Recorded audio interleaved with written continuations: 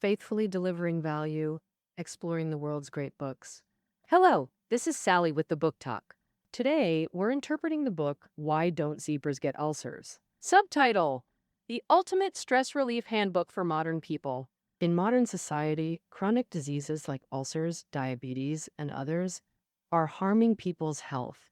A WHO report shows that from 2000 to 2019, the top two global causes of death were ischemic heart disease and stroke, both chronic cardiovascular diseases. Causes vary, but stress is a key factor, proven to increase chronic disease risks. How does stress harm physical health? And how should we cope with stress? That's exactly what this book explores.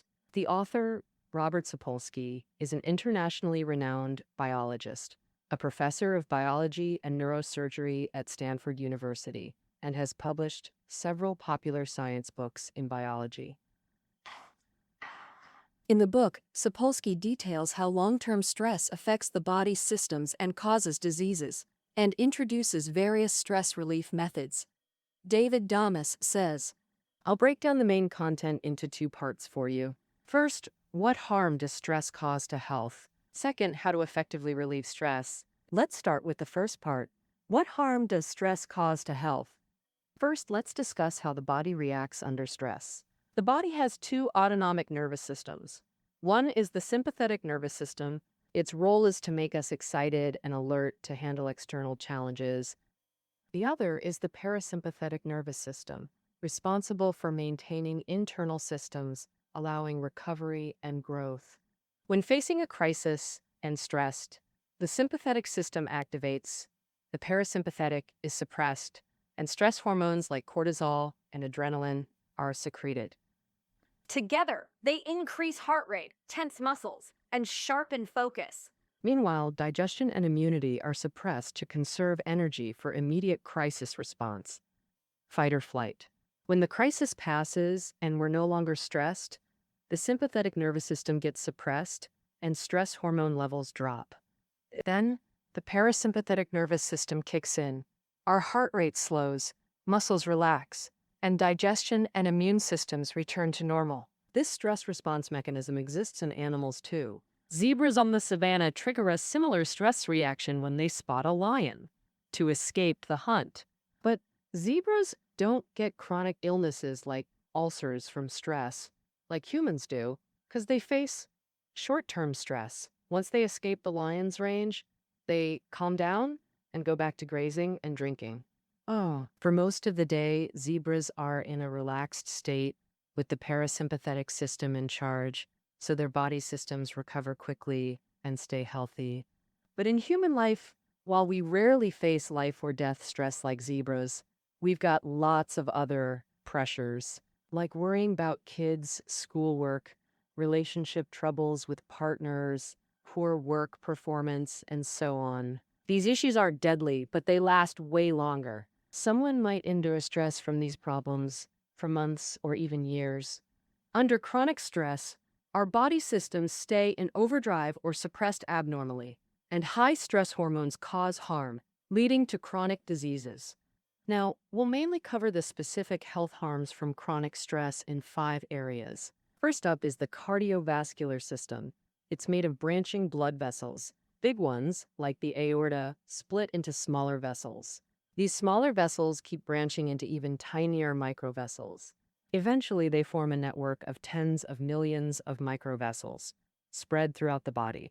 From a fluid dynamics view, vessel walls at branch points take harder hits from blood flow, making them more injury-prone. In power, when the body has a stress response, heart rate speeds up to pump more blood to muscles, and blood pressure rises. With constant pounding from fast blood flow, the inner walls at branch points can get damaged, forming dents where fatty acids and glucose build up. In these dents, the inner layer of the vessel thickens. Moreover, under stress, blood gets thicker, which can cause platelets to pile up in the dents of blood vessel walls. Eventually, the blood vessels narrow, forming blockages. If this blockage happens in the arteries leading to the heart, people might get coronary heart disease. In coronary heart disease patients, the heart is chronically starved of adequate blood supply. When faced with sudden stressful events, they're prone to symptoms like angina or heart attacks and may even die right there. Similarly, if blockage occurs in the vessels to the brain, it could cause a brain hemorrhage, also life-threatening. What kind of people are prone to cardiovascular problems? Besides enduring long-term stress, the patient's personality also matters. In the 1960s, American cardiologist Friedman found that many with coronary heart disease have personalities marked by strong competitiveness, impatience, and intense hostility toward others. Many studies show a strong positive link between intense hostility toward others and heart disease. Hostile folks often feel insecure, see life as dangerous, and stay constantly vigilant, which is stress itself. When faced with negative events, like arguments or being beaten in competition, hostile people fly into rages, triggering stronger stress reactions, making them more likely to get cardiovascular diseases.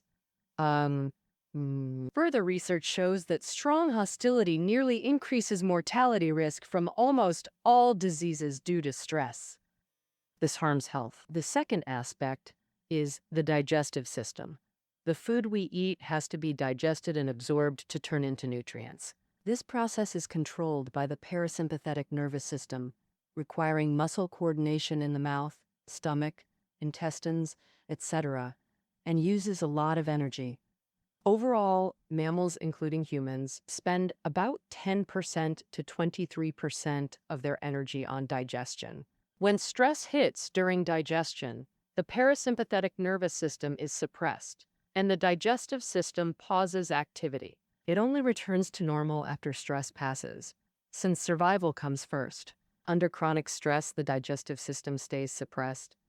This can lead to three types of problems. The first problem is gastric ulcers, which are holes in the stomach lining. Common ones happen at the junction of the stomach and small intestine, also called duodenal ulcers. Duodenal ulcers are caused by both H. pylori bacteria and stress. Numerous studies show that either mild stress with heavy H. pylori infection or mild infection with intense stress can lead to duodenal ulcers. The exact role of stress isn't fully understood yet, but it negatively impacts the stomach in multiple ways that can trigger ulcers. 3, 9, 9, 8, 12. For example, the stomach's primary digestive tool is gastric acid. To protect itself from acid corrosion, the stomach wall maintains thickness, covers itself with thick mucus, and secretes bicarbonates to neutralize acid. If, under chronic stress, gastric acid secretion decreases, stomach wall thins, and mucus production drops. When stress ends, acid production returns to normal. But by then, the stomach's defenses are weakened and can't protect against acid corrosion. Combined with bacterial infection, ulcers may form. Additionally, stress reduces stomach blood flow, potentially causing local tissue death that creates conditions for ulcers. The second digestive issue is intestinal dysfunction. Food digested in the stomach enters the small intestine first, where nutrients are absorbed, before residue moves to the large intestine. This residue starts as thick, soupy material. The large intestine absorbs water from it, forming dry stool for elimination. Under stress, small intestine activity weakens, while large intestine activity increases, reducing absorption energy and quickly expelling waste to lighten the body for escape. Under chronic stress, both intestines may malfunction. If small intestine activity weakens excessively, residue isn't moved timely to the large intestine, causing constipation. If large intestine activity increases too much, it expels residue before full water absorption, causing diarrhea. Common stress-induced intestine dysfunctions. The third digestive issue is appetite loss, related to cortisol. Cortisol is a stress hormone that suppresses appetite, helping us curb digestion and conserve energy. Generally, it gets cleared from the blood within seconds after stress disappears. But with chronic stress, cortisol levels stay elevated, causing persistent appetite loss. When someone eats too little long-term and can't provide enough nutrition, health problems naturally arise. Stress harms health. The third aspect is the metabolic system. Food digested in the gut breaks down into simple molecules like amino acids, glucose, and fatty acids. Some stay in the blood for immediate energy. Excess gets stored as complex nutrients for future metabolic needs. Amino acids become proteins, glucose becomes glycogen, fatty acids become triglycerides. Insulin directs cells to store these nutrients. When we feast or even before eating, the parasympathetic system directs the pancreas to secrete insulin. When stress hits, the parasympathetic system gets suppressed, reducing insulin secretion and interrupting nutrient storage. Meanwhile, stress hormones like cortisol and adrenaline make cells break down stored proteins, glycogen, and triglycerides. This significantly increases functional substances in blood, providing extra energy. This prepares us for fight or flight, but frequent activation during chronic stress causes problems. Both storing and breaking down nutrients consume energy themselves. Combined with stress, energy demands. This leaves us chronically fatigued. When chronic stress accumulates, it may trigger diabetes.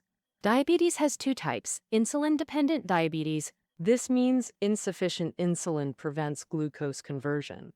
Chronic stress suppresses the parasympathetic system, reducing insulin production. The second type is insulin-resistant diabetes, where insulin is secreted normally but cells don't respond, failing to convert glucose. One reason is that stress hormones like cortisol and adrenaline make cells less responsive to insulin. Stress harms health. The fourth aspect is the immune system. Its main job is protecting the body from invaders, like viruses and bacteria. Lymphocytes are key immune weapons. They identify and destroy invading pathogens. Under chronic stress, cortisol suppresses lymphocyte regeneration and even kills many, weakening immunity below normal levels and increasing illness susceptibility. For example, people catch colds more easily under chronic stress. Many school clinics notice more students getting sick during exams. In one experiment, researchers recruited volunteers and surveyed their stress levels. Controlling for lifestyle factors, volunteers were exposed to cold-causing viruses. Result: those with higher stress got colds more easily after exposure. However, cortisol isn't all bad with short-term stress. It actually helps maintain normal immune function. Research shows that when stress first hits, cortisol only kills old, poorly functioning lymphocytes, boosting overall immune activity. When stress lasts over an hour, cortisol indiscriminately kills lymphocytes, lowering immune activity to prevent overreaction and attacks on the body's own tissues. Rheumatoid arthritis is one disease caused by overactive immunity. Stress harms health. The fifth aspect is mental health. The author focuses on major depressions linked to stress. Symptoms include inability to feel joy, loss of interest, frequent sadness or guilt. Some patients slow down physically and verbally, struggling even to dress or get out of bed. American psychologist Martin Seligman found rats under uncontrollable stress show behaviors strikingly similar to major depression. In experiments, Seligman gave rats prolonged, unpredictable electric shocks with no escape, highly stressful for them. Then Seligman put the rat in a room divided in half, which also delivered electric shocks. But before each shock, a signal indicated which half of the room would be electrified. Despite clear signals, this rat never learned to avoid shocks, just passively endured them. Rats without prior uncontrollable shocks quickly learn to interpret signals and escape. Seligman called this learned helplessness, a psychological state where persistent failure makes individuals feel powerless, leading to surrender. Rats who have learned helplessness show other symptoms. LEFS. They fear competing for food and won't fight back when attacked. They lose interest in sex and food and show slowed movement. These closely resemble major depression symptoms. Seligman believed helpless rats think nothing can improve their situation, so they abandon all effort. This mirrors depressed people's pessimism, fixating on few negative events, magnifying them, believing they fail at everything, even avoiding simple life-improving tasks. Learned helplessness is easily triggered in humans too. In one experiment, volunteers randomly received either escapable or inescapable noise. Later, both groups did learning and puzzle tasks. Those exposed to inescapable noise performed worse. Cortisol secretion under stress also links to depression. Levels are higher in many depressed people. Biologists found sufficient cortisol levels trigger depression-like behaviors, making people abandon coping efforts. Losing interest in everything. All right, let's summarize part 1. Under chronic stress, blood vessels block, causing coronary heart disease and brain hemorrhages. Digestive issues include ulcers, intestinal disorders, appetite loss. Metabolic systems constantly drain energy, causing fatigue. Insufficient insulin secretion or insulin not working on cells can cause diabetes. Immune system activity also drops below normal, making people more prone to illness and potentially leading to major depression. And that covers the various harms of stress. Now, in part 2, let's discuss how to effectively relieve stress. The author introduces 4 methods to help reduce the body's stress response. The first method is finding outlets for venting. In one experiment, researchers continuously shocked a rat. After several shocks, the rat showed clear stress responses, increased heart rate and cortisol secretion. Another rat received the same shocks but could gnaw on wood to vent during the shocks. And after a while, the rat without an outlet easily developed ulcers, while the one with an outlet stayed healthier. This finding applies to primates too. Biologists found that under stress, some baboons attack lower-ranking ones to vent, and these baboons are healthier. Of course, this isn't encouraging us to vent unhappiness on others. A healthier way is using hobbies as outlets to help relieve stress. For example, playing competitive sports like basketball or soccer, or shopping, listening to music, and gaming to relieve stress. The second method is increasing predictability. This means knowing in advance when stressful events will occur. In another experiment, researchers also shocked rats continuously. The difference is, before shocks, rats heard an alarm, knowing a shock was coming. These rats had lower ulcer rates than those without an alarm. The author believes unpredictability itself is a key component of stress. Rats with alarms were relaxed most of the time, only feeling stressed when hearing the alarm.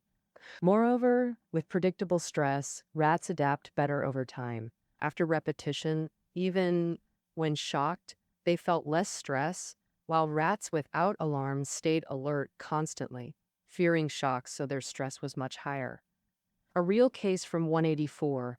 During Nazi bombings of Britain, London was attacked nightly at fixed times, while suburbs had random bombings about once a week. Surprisingly, suburbs had more ulcer cases, but predictability's stress relief has conditions.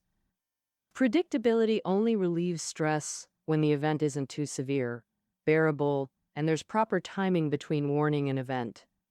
In rat experiments, when shocks came immediately after the alarm, rats got shocked before mentally preparing, reducing predictability's stress relief effect. Also, warnings must be clear so people know exactly what'll happen. Unclear info increases uncertainty and stress. Say you're prepping for a job interview, and a friend says it'll be harder with new methods, but specifics are unknown. Hearing that, you'd probably get more nervous. But if your friend details the interview content and format, you get clear warning info. By comparison, you'd feel more at ease. The third stress relief method is boosting control. Feeling in control is an innate human need. Often, people feel relaxed when they believe they have control. In one experiment, participants heard loud, intermittent noise. Some just endured it, others had a button to lower the noise. Result-oriented. The button group had smaller physical stress responses. Researchers found even those who didn't press, but believed they could, had stress levels as low as actual pressers. But the author notes more control doesn't always mean less stress. Sometimes control itself causes stress. For instance, many things are uncontrollable. Parents can't fully control kids' grades. Loving couples' feelings change. Life changes constantly. If someone believes they control everything, uncontrollable events cause great pain. They doubt if they messed up somewhere, feeling immense pressure. Moreover, even for things we can control, if consequences are severe, the huge responsibility brings pressure too. Surgeons feel this in operations. Every move affects a patient's life, which is hardly relaxing. Some doctors can't handle that pressure and end up leaving the operating table. Overall, only for things with not so serious consequences and that we can actually control. Boosting the sense of control can relieve stress. Stress relief. The fourth method is building good interpersonal relationships. Many studies show that support from relationships can reduce stress. In one experiment, participants had to do stressful activities, like public speaking or arguing with strangers. Some did the activities alone, others had a companion with them. Researchers found that regardless of the activity, those with companions had lower stress metrics like heart rate and blood pressure. Another study tracked Israeli parents who lost sons for 10 years. Compared to ordinary grief, most bereaved parents didn't have increased mortality, unless divorced or widowed, when mortality rose significantly. Meaning, the stress of child loss combined with lack of family support increases mortality. Note, only high-quality emotional support relieves stress. Unhealthy relationships create it. Being surrounded by competitive rivals and having conflict-ridden relationships also causes stress and harms health. All right, let's summarize part 2. To relieve stress, we can find outlets, increase predictability and sense of control over events, and build good relationships. Speaking of which, why don't zebras get ulcers? This book is nearly covered. Besides the 4 methods, the author stresses attitude. Hope for the best, but prepare for the worst. Hoping for the best helps us face stress positively and do our best, while preparing for the worst aids faster recovery when bad things happen. When we balance these seemingly contradictory ideas, we can handle stress more calmly. So, why don't zebras get ulcers? That wraps up our interpretation of this book. Reading notes are below the audio. See you next time.